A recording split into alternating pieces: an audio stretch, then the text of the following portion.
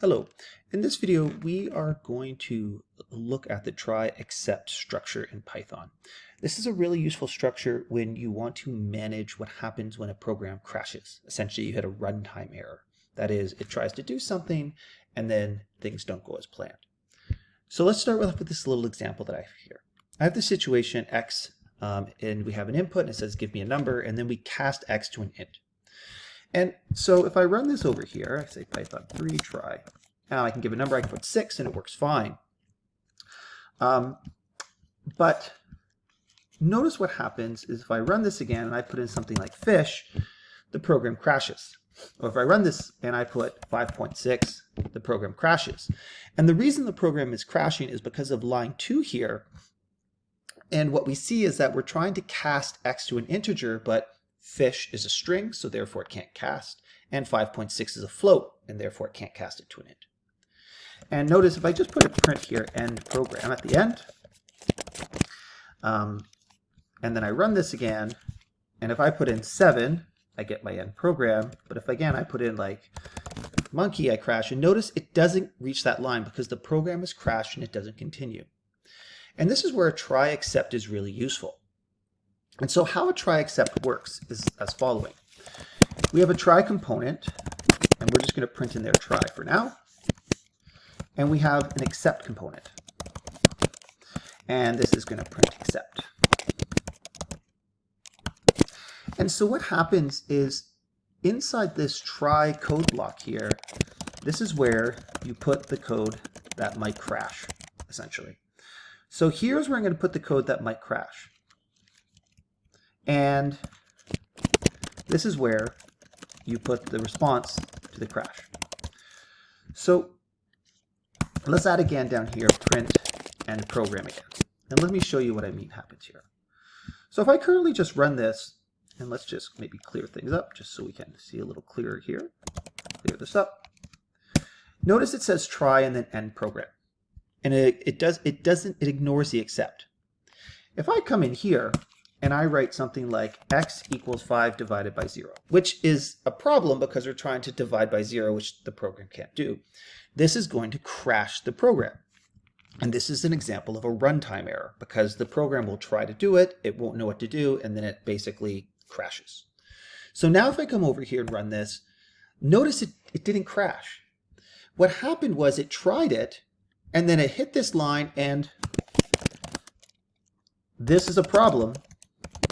And so when it runs into a problem, what it then does is it jumps down to the except and manages the situation.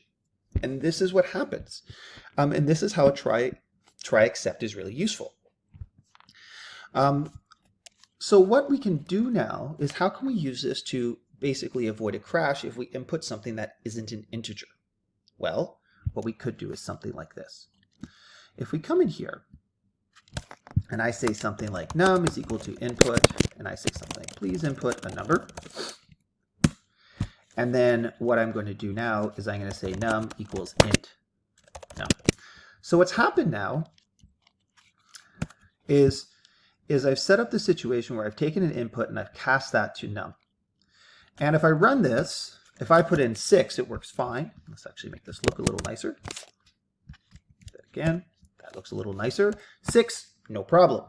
But if I run this and I put cat, notice how it didn't crash. And the reason why it didn't crash was because what happened was it got here and it tried to execute this line of code, which was a problem because you can't cast cat to an integer.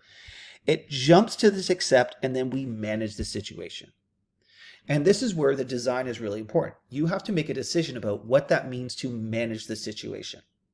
So in our case, perhaps manage the situation means we set num to something like 10, right? So we decide in the design of our program that num is going to become 10 if someone doesn't input a number, or I could randomize it or something like that. So if I come down here now and I say print num, and I run this and I put 6, I get 6. If I run this and I put fish, I get 10. Because what's happening is I've used this try except structure to manage that situation. try except structures are actually, you can do a lot of things with it. I've given you a very basic introduction. What you can do here is you can actually indicate the type of exception you might run into. And that's really quite interesting because then you can chain these together to deal with all the different types of things that could go wrong. You also will see something called a finally structure on it. And a finally structure is a structure that you add to a try catch, and it basically is how you clean things up. So it's going to try something, and if it's successful, it's going to come down and run this finally part. And if the try fails at some point or something goes wrong, it's going to stop wherever it is and jump down to here and then run the except and then run the finally. So again, if we come back over here and we look at this, we run the code here. If I put in 6, notice how it now prints out the word finally. And let's just add something here just so you can really clarify a point. If I print thank you for the number. And down here I'm going to say, instead of accept, I'm going to say bad number, setting it to 10.